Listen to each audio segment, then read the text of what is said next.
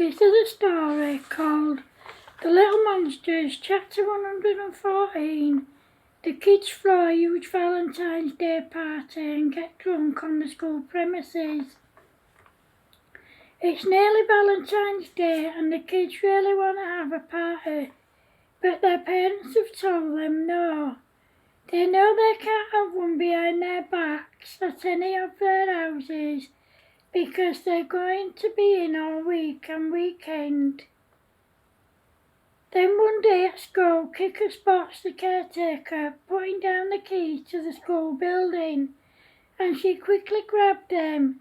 Then she said to the others, "Hey guys, look what I've got." "Where did you get them from, Kicker?" asked Creeper. "They're the keys for the main school building.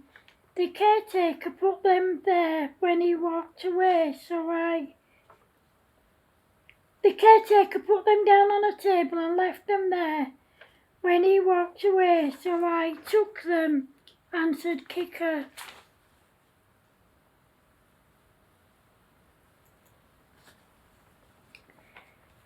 "What are you going to do with them, Kicker?" asked Stamper. "I'm going to get them copied and see so we can have our own Valentine's party in the school canteen," said Kicker. Everyone laughed and Grumpy said, "That's a brilliant idea, Kicker." That day at lunchtime they all went to the local DIY store and got several copies of all the keys made. Then they went back to school, found the caretaker and gave him the keys. "Where did you find these, guys?" answered the caretaker. "You left them on the table, Mr. Prune," answered Kicker.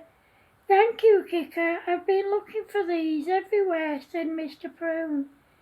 Later that day at home time, the kids left the school premises as usual and went home. However, once they'd all had their tea, they told their parents that they were going to the skate park, but they really went to the school. When they got there, they made sure that no one else was there. Then they unlocked the school gates and the school building and went inside. As soon as they were inside, they went into the school dining hall and started putting food aside for the party, which was on the following Saturday, just 2 days away. They stored the food in their lockers. However, after they'd been there for about 10 minutes, they heard footsteps and whistling. When they looked, it was the caretaker, Mr. Prune. They closed and locked their lockers and then they hid until the coast was clear. The next day, during break time and lunchtime, they discreetly took as much food as they could and stashed it in their lockers. They went round telling as many kids as they could about the party, but they only told people who they knew wouldn't grass them up. Then Creeper said, "Kicker, where are we getting the booze from?" "We'll have a sleepover at mine tonight, and as soon as everyone's asleep in bed, we'll sneak into my brother's shop, take some booze and hide it under my bed. No one will know any different because we'll go down one at a time quietly," said Kicker. That night Kicker was allowed to have her sleepover, and they all did what she suggested they do, and thankfully they weren't caught. The next day when they got up, they told Kicker's parents that Creeper was having a sleepover, and Creeper told her parents that Grumpy was having a sleepover. Then they got their skateboards and backpacks and pretended to go to the skate park, but they went to the school instead. When they got there, they made sure that the coast was clear and then let themselves in. They went into the canteen and the first thing they did was make the cake. For the ingredients they used old underpants, old knickers, old socks, raw eggs still in their shells, human hair, pet hair, earwax, raw sausages, frozen chips and frozen sausages. Then they got to work making the cupcakes using old bits of socks, old bits of shoes, unpeeled oranges, unpeeled bananas, peanuts, nuts with shells on, frozen sausage rolls, grapes and watermelon. Then they put the food out that they'd taken from the school's kitchen, which was tins of custard, packets of custard powder, grapes, fried eggs, uncooked pancakes, unopened tins of peas, frozen bread and mouldy bread. Then they put the food out that they'd taken from the school's kitchen, which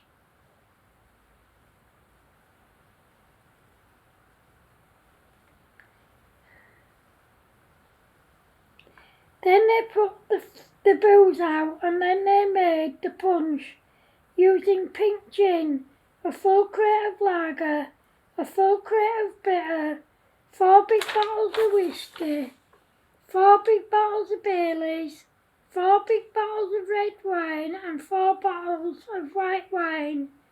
When they'd finished doing the food and the punch, they set up the hi-fi and speakers.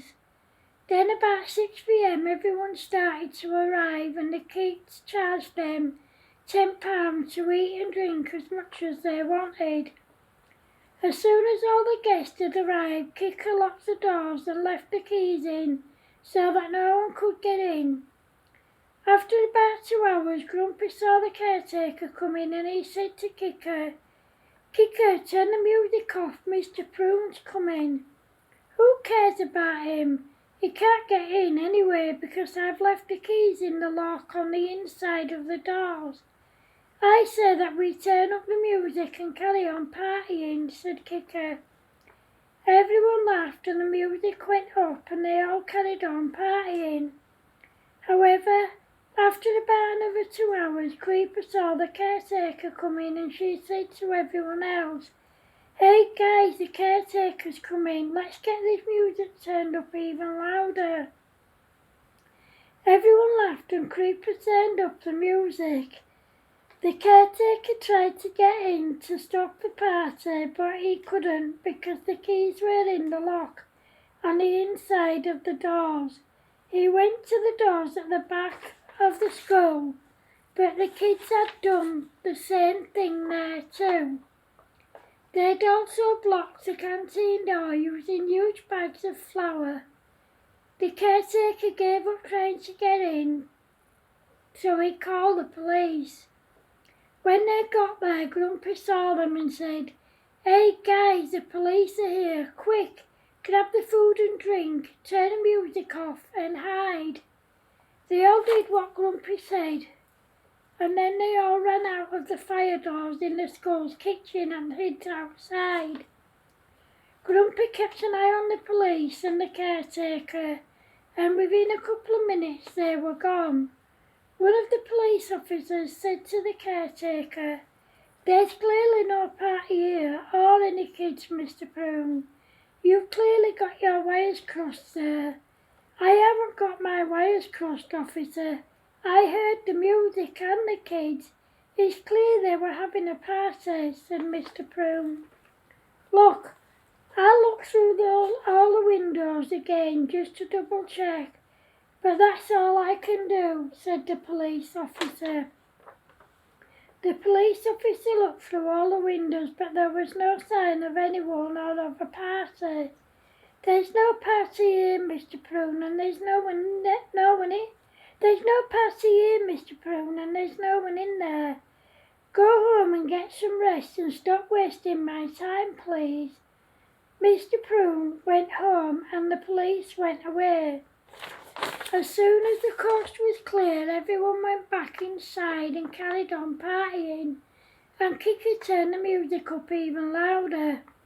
However, about an hour later, Mr. Prune came back with Mrs. Tinker and the police. This time one of the kids had opened a window to let some air in, and they'd forgotten to close it, so the police officer climbed in and turned off the music. Then he went and unlocked the doors to let Mr. Prune and Mrs. Tinker in. However, whilst he was doing so, all the kids grabbed the alcohol and ran out of the fire doors. All the kids went home except the little monsters, as the hi-fi belonged to Kika and she needed to get it back. They all waited until the coast was clear and then they went back in, helped Kika to get her hi-fi and speakers, and then they went to the hideout and stayed there overnight. Mrs. Tinker and Mr. Prune couldn't prove it, but they knew that the little monsters were the ones behind the party. The next day, the kids let themselves in again to prepare for another party. The first thing they did was make another cake. For the ingredients, they used flour, dog food, cat food, bird food, unopened tins of custard, unopened bags of frozen chips, dirty underwear, smelly socks, a whole red pepper, a whole green pepper, a whole yellow pepper, and a bag of unopened frozen sausage rolls. Then they put it on to cook. They still had loads of food and drink left from the first party, so they just used that. This time when the guests arrived, the kids let them in through the fire doors. And they made sure that all the windows were closed and all the doorways except the fire doors were locked and blocked, so no one could get in. Everyone was having a ball, but Mr. Prune had phoned Mrs. Tinker, and when she arrived at the school they couldn't access the building in any way, not even through a window, as they were all closed. They called the police, but just as they arrived, Mr. Prune had managed to open a window that was slightly open and he went in. He let Mrs. Tinker and the police in. However, by the time they got into the canteen, all the kids had left through the kitchen fire doors, taking everything with them and leaving no signs that there'd been a party. They couldn't believe it. They actually thought it was quite funny, and Mr. Prune and Mrs. Tinker were 100% certain that the little monsters were responsible for the party. The next day was Monday, and the whole school was in the assembly hall when Mrs. Tinker made an announcement. Listen up, everyone. Over the weekend, there was 2 parties held in the school canteen.